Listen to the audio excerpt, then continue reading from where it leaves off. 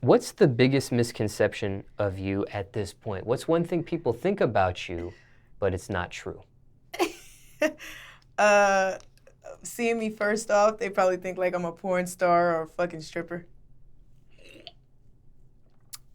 But not true. You've never done either. No, never. Why would they think that?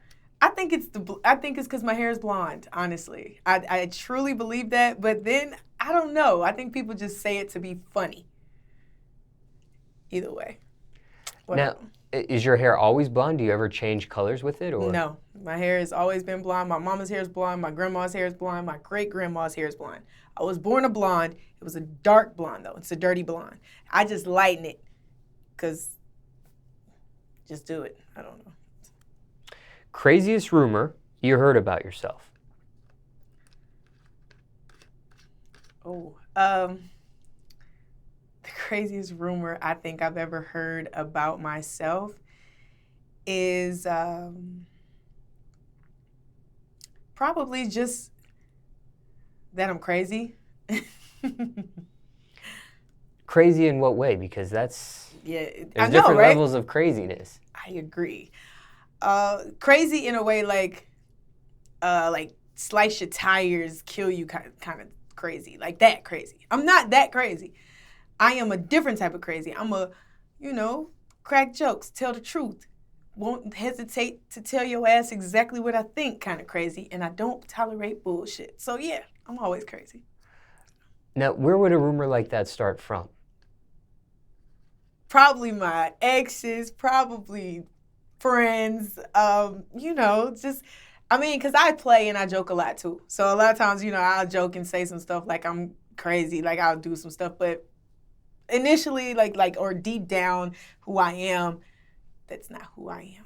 So I just joke around. So that can be your skits on social media. Yeah, they can kind of give you an idea that I'm off. Yeah, they can. But you're not. Not all the time. Not all the time. Is there a question people ask you hate to answer? Something you can't stand? Something that gets under your skin? I mean, to be quite honest, I think the only thing that bothers me is that I get the same questions all the time. Which are? What's my nationality? How old I am? If I'm bisexual. I get that a lot. Or if I'm a lesbian. The fact that they ask the question don't bother me. It's just the fact that I get that question first. Those questions all the time. Those are some standard questions, though. They are. So, and then I also had to keep in mind, too, one of my, not subscribers, but one of my followers actually let me know, like, hey, I'm new, so I don't be knowing. And I was like, that makes sense. I do gain a lot of new people all the time. And so they would like to know those same questions. So I started to be a little more open-minded about the question being asked because it was asked a lot. For the record, what are the answers to those questions? Okay, so I am 25. And no, I am not bisexual or a lesbian. I definitely want a man, just an amazing man. At least when I'm ready. There's going to be times, like right now, I'm on a career path type thing. I'm running after a dream. So, I'm not fully looking for anything, but I would take a good man if he came my way. The other question, my nationality. I am black. I am black. That's all I know for now until I do a DNA ancestry, African DNA test. Do you care what people think of you? Hell no. I ain't never gotten, as far as I've never gotten that far caring about what somebody thought of me. Actually, I think I sat in one place for so long giving a damn about what a person thought about me that it's sad thinking back on it, to be quite honest. But yeah, hell no. Fuck them. Are you honest when you say that? Very, very much. I mean that with my whole heart and soul. No, but I have a consideration for what people may feel and think and everything I'm not an inconsiderate person, but what a person can think about me, I don't care. It doesn't define who I am. So there's that. You've always been like that? No. Okay. No, not at all, actually. It took a while after doing radio and being bullied and being under people. There was once upon a time I couldn't even get dressed to go. Like, I couldn't get dressed, like, have my brows on. Because I'm not a makeup person. I don't wear a lot of makeup. I do like wearing makeup from time. Like, don't get me wrong. A nice beat, a bitch ain't playing. But at the end of the day, if I dressed up or did something, it would cause a lot of problems. And for a long time, I was afraid to be myself. And I think that kind of made me real skeptical or very afraid of letting me shine. And I got tired of it. I got tired to the point where I was like, my dreams aren't going to come true making everybody comfortable. So that's when I learned I don't give a damn. When did that turning point happen in your life? Was it a certain age or certain grade or? Working in radio, actually. Working for one of the hip-hop stations, the biggest hip-hop station in Atlanta for over 10 years. I was 14, a kid, going in there. And when I started to grow up and wanted to be comfortable in who I was, I think 17, 18, probably 19, I got to a point where I was like, you know what? I'm tired. Like, I can't keep making everybody else comfortable. Like, if I dress, pull my hair back, don't put no type of makeup on, don't do nothing, and just put big clothes on just to make somebody, comfortable and not feel intimidated or threatened, or to avoid men from sexually harassing you or trying to, make passes. So I got to a point where I was like, nah, I'm finna be myself. And I got tired. I stepped outside of radio, started doing social media, just put it out there. I just went for it. Ain't give a damn no more. I ain't looked back since. Care to share the name of the station? At that time, I was at Hot 107.9. Yeah, it was the hip hop station there. Yeah. I still got people there that I definitely respect and have love for, but, you grow, you go. I'm grateful for the experience. It taught me a lot. It taught me to be strong. It taught me to grow up. It taught me life is not what you think it is growing up, especially with me. I was the only child. My mother did everything she could for me. So I was used to, people, I was used to something working out for me or something, me getting what I wanted or me working and getting something. Life taught me a lot working at that station. So I'm grateful for the experience. I'm grateful for everything that happened. Good and bad. Taught me a lot. You left? I was actually fired. I was actually fired from there. That's for so what? Well, okay, so I was really initially underneath everything, I was fired because I was fed up with the way I was being treated and finally took legal action against it. And due to retaliation, I was fired. But then it was, they had to come up with another way to get me out of there. So I was set up and they put me out. So it's okay. I'm grateful for the experience because I swear, without it, I don't know where I'd be there still stressed all the time.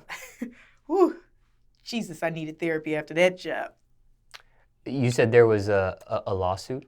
Yeah, it was definitely, legal stuff going on. Still to this day. Can't really discuss the legal terms of everything, but yeah, a lot of stuff, a lot of unjust things going on. So, but I learned a lot from it. I'm grateful. I used to be really bitter though. I was bitter mad because I worked really hard. I was one of the hardest workers there and was cheated. I felt cheated. But once I started doing my own thing, I was like, dang, God got a way of making sure I get what I work for regardless. So, grateful. You're on a different radio station now? Yes. Streets 945. That's the other hip-hop station here in Atlanta. That's home to me, right? At the moment, me being in radio and everything, as I work on other goals and other things such as, TV, acting, movies, TV shows, the big thing. How did that happen? Well, actually, the funniest thing about it, I've been doing acting for a long time. I did theater in high school. Excuse me. I did theater in high school. I did it for a very long time, just outside of things like summer events or summer acting, what are they called? Acting workshops, stuff like that. I've always made myself a part of that due to me wanting to know how to do that along with music and everything else, because entertainment has always been my ultimate goal. I got into radio wanting to know what radio was to music, like the relationship. And I ended up just being in it too long. So I knew that was God. Me getting out of there, that was God making sure I kept going so I could actually obtain the ultimate goal. Because if I would have got what I wanted there, I believe I probably would have stayed comfortable and I never would have grown to this point. And so I'm grateful. But yeah, acting was the ultimate goal. I've been doing it for a long time. And then it was like, go to the, get to those movies, get to the TV show. Did I answer that question? No, I asked how the Streets 94.5 gig happened. Jesus. Okay, let me get there. Okay, I'm getting there, Smallz. This is how it happened. So after, I get out of radio with Hot, I started building my social media. My ex-boyfriend at the time, saw how I was being treated at the station. He was like, I can help you build your social media. And I was like, I don't know, He's like, no, because you're an actor. You need to be doing this anyway. You don't know who can see you. You don't know where you would go with doing this. I was like, touche. So I had started off doing it with him. And then from there, once we kind of broke up and we went our separate ways, I kept going.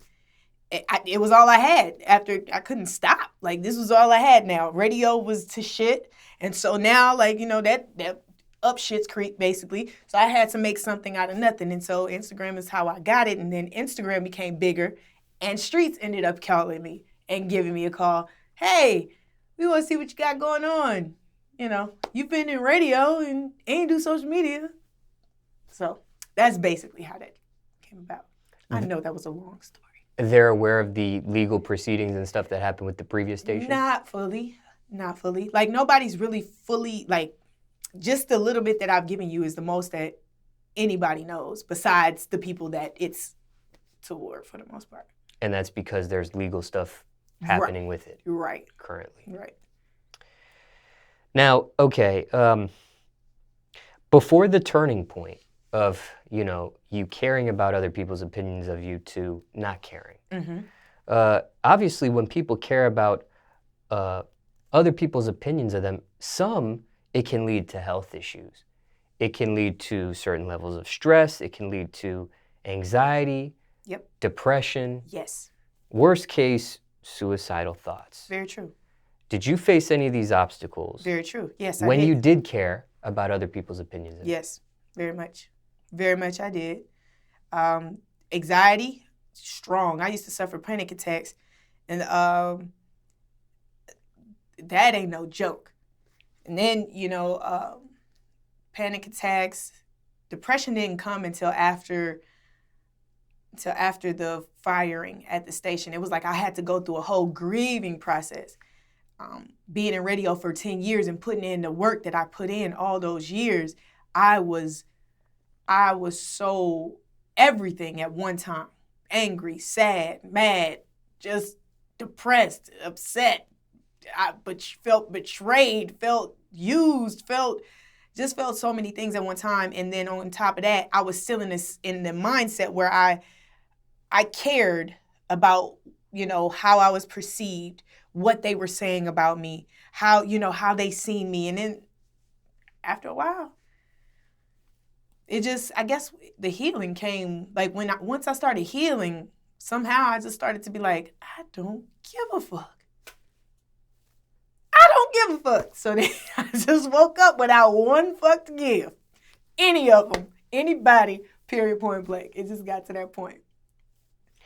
Did you see any type of counseling, therapy, medication, doctor for this stuff? I tried to before I was let go from the first station, I did actually go to therapy. But the sad part was my hours was cut purposely so I could quit, but I never quit. So my hours was cut purposely so that I couldn't afford nothing, but I couldn't afford to keep getting the therapy. So I didn't keep going, but I could definitely sit down on somebody's couch, even now. Even though I don't give a fuck, I could still sit down on the couch and get some therapy. The therapy that you did experience, was that helpful for the time you did experience it? So those 3 sessions was those 3 to 4 sessions was all right. It made me write some stuff down. It made me kind of come to terms with certain things about who's important in my life, the things that's important in my life, why I have these anger issues, which I already knew why I had anger issues at the time, why I was suffering from anxiety, depression, why I felt this way. I already knew all that. So it helped me kind of come to terms with everything. And then once I was done, I was like, shoot, let me get a journal and just start writing. That was the only thing that's what sticks. I've always been that type though. Once I write something down, I feel a lot better after I've written it down. But she basically kind of coached me back to writing things down when I feel a certain type of way to help me control anger and all that type of stuff. Because I was the Hulk, like no fucking lie. When you did get therapy, was it people suggesting for you to get it, or you did that on your own? Well, at the time, I was with my ex, and the relationship was really toxic due to what I was going through. My work was my life. So when it was going down the drain, I didn't know how to treat anybody, and I loved that person, and I didn't want to lose that person at the time. And the way I was with my mother, it was just, I was tired of being that way toward the people that I loved because of the things that I was experiencing at that job. And so they were the ones who was like, maybe you should. And I was like, yeah, I agree. Yeah. So I gave it a try. And I don't know if you stated in this interview or not, what was your position at that radio station? I was a on-air personality in a board operation, like a board op. So I produced local shows, just local shows. I've done syndicated shows. I was trained in everything. Are you doing the same position at Streets 94.5? Pretty much. It's a little different because, Streets is not necessarily, it doesn't have a syndicated show that can be produced through board operations. So with that being said, there's production in a certain type of way with making commercials or doing that type of thing. And yes, that's what I'm into over there, but it's a little different. It's a little different over there. Also curious, when you got this therapy, how did you go about choosing the therapist? Honestly, was it based on a referral, you researching? Yeah. Did it have anything to do with insurance? That too. I had a lot to do with insurance. And then with the insurance, they would, refer you to people who you would talk to somebody on what it is you're going through. And then they would refer you to somebody who kind of specialized in your type of, crazy, basically. Or problem, or issue, mental challenge, whatever you want to call it. Now, what about as far as your acting stuff? Okay, It's one thing for a person to care or not care about other people's opinions of themselves.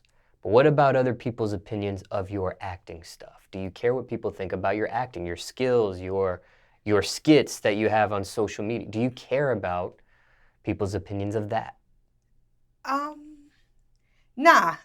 Actually, I don't care because I know when I do something, I'm putting me in it. It's a personal thing. It's personal, and it's describing, it's a piece of who I am and a piece of my craft or a piece of my talent that I contribute. And whoever it touches, that's who it's supposed to inspire or talk to. And whoever it doesn't, somebody else is made for them. That's how I feel. I don't care who likes it or who don't. Well, I like the fact that it can be liked by people. I appreciate that. Like, that's something that I do take that very dear and near to my heart. when somebody definitely supports or loves what I'm doing, or it can inspire somebody, that means a lot to me. But for those it don't touch, or for those who feel like, oh, she sucks, you're not funny, or you can't act, I just like, fuck you. Like, I'm doing me. I'm doing the best part of me, period. So. What are your keys to success at this point? Shoot, consistency, and keep going. Perseverance, keep going. Like, when you fall, keep going. When you're doing well, keep going. Just keep going. Like, do not get stagnant. Do not sit in one spot. Don't get comfortable. Keep going. Period.